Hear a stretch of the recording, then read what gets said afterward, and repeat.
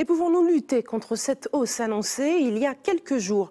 Le principal transitaire CMA-CGM annonçait sa volonté de baisser les tarifs de ses fret dès le 1er août, 250 € de moins pour les conteneurs de 20 pieds et 500 pour ceux de 40. Un manque à gagner pour la multinationale sur un an de 500 millions d'euros. France 7, Rosamond Florimond, bonsoir.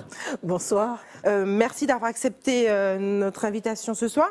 Est-ce que selon vous, cette baisse de 250 € sur les conteneurs de 20 et de 500 sur ceux de 40, en quoi ce geste, selon votre analyse, n'est pas à la hauteur des enjeux? Alors déjà, sur les Antilles-Guyane, ça représente 50 millions d'euros. Il y a à peu près 100 000 containers qui voyagent par année. C'est vrai que ce 50 millions d'euros, ce n'est pas rien. Mais au regard de cette baisse concerne tous les containers, c'est-à-dire de pneus, etc. Donc on se dit, ils auraient pu déjà la concentrer sur que les produits alimentaires. Et puis deuxièmement, dans le coût d'un container, il n'y a pas que le coût du fret. Il y a beaucoup d'autres coûts, notamment le soûtage, donc le prix du carburant. C'est CMA-CGM qui fait sa formule et qui après donne son tarif. Et le 1er juillet, le coût de la soute, enfin du carburant, a augmenté de 41,2%. Ce qui veut dire, entre le 1er juillet et le 1er août, ce qu'il a présenté comme une réduction est déjà carrément mangé par cette hausse du coût du carburant. Donc c'est pour ça que je me dis, ce n'est pas rien, mais ça devrait être plus systémique, parce que CMA-CGM, ce n'est pas que du coût du fret. 50 millions, parce que j'ai dit 500 millions oui. tout à l'heure, c'était une erreur, bien entendu.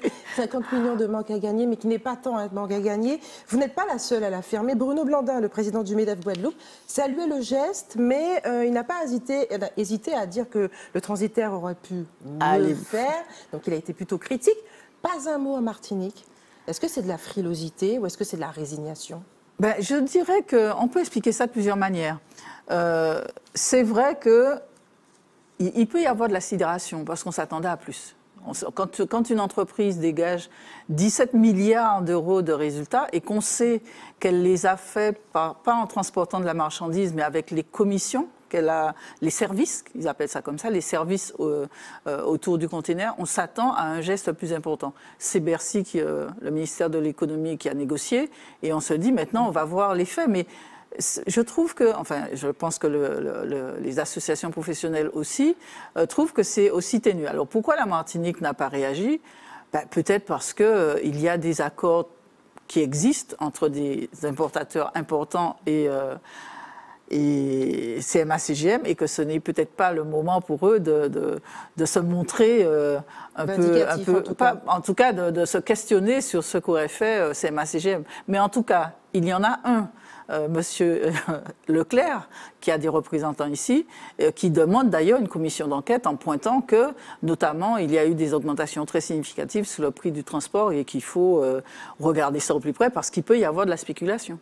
Cette économie qui va être, ce manque à gagner a déjà été justement comptabilisé, mangé, mais est-ce qu'il aura un impact sur le porte-monnaie des Martiniquais? En fait, il faudrait suivre, et c'est ça justement qui est intégré. Enfin voilà, on attend les modalités. Normalement, c'est l'Observatoire des marges, des prix et des revenus en Martinique, notamment en Guadeloupe et en Guyane, qui doit suivre l'application de cette baisse.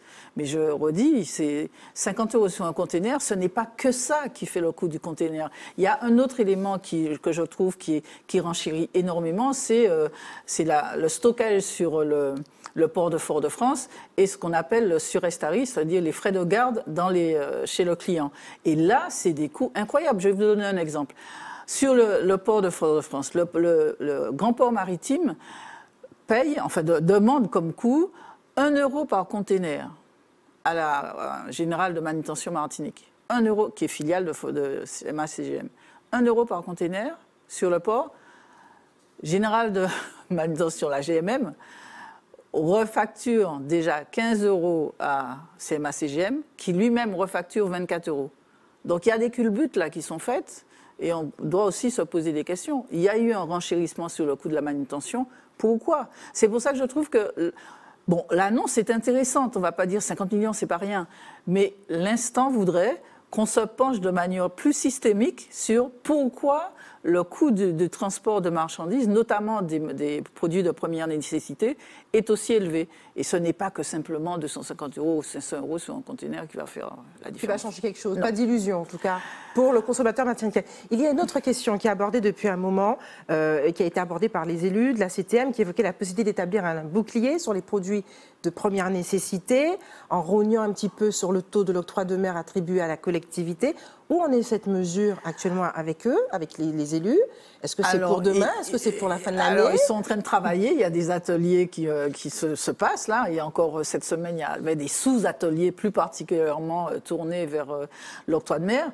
Là aussi, ça ne va pas assez vite. Ça fait trop longtemps qu'on parle de ça, qu'il y a déjà une harmonisation à avoir entre Martinique, Guadeloupe, Guyane. C'est aberrant qu'il y ait des produits qui soient taxés de manière importante en Martinique et puis pas en Guadeloupe, etc. Et puis, deuxièmement, il y a aussi de regarder au plus près. Est-ce qu'il y a des taux d'octroi de mer qui sont très élevés sur l'eau, enfin des produits de première nécessité, et par contre, sur d'autres produits, ils sont pratiquement insignifiants. Donc là, il faut aussi regarder. Et je pense que ça n'avance pas si vite que ça, parce que ça demandera aux élus, parce que c'est quand même une manne qui vient abonder les budgets des collectivités, aussi bien communes que la collectivité de la Martinique, ça demandera de mieux gérer. Et quand on a l'habitude je ne dis pas d'être dispendieux, mais de ne pas faire très attention, parce qu'on sait que ça va arriver, plus on consomme, plus on a de l'argent, donc on ne se pose pas de questions. Or là, si on veut vraiment redonner du pouvoir d'achat aux Martiniquais, et puis si on veut enfin prendre en compte qu'il y a 30% des Martiniquais qui sont sous le seuil de pauvreté, il faut que tout ça soit mis sur la table. C'est-à-dire, il faut qu'on gère mieux les collectivités. Il faut que CMA-CGM et les autres compagnies, parce que pour l'instant, Seatrade, Marfret et enfin, il y en a au moins 3, n'ont pas annoncé qu'ils baissaient le prix de containers. Donc voilà, moi je trouve que c'est une annonce, mais elle peut faire flop si elle n'est pas accompagnée mieux que ça par une remise à plat du système. Merci Françoise Fleurimond d'avoir accepté de répondre à nos questions ce soir. C'est avec plaisir.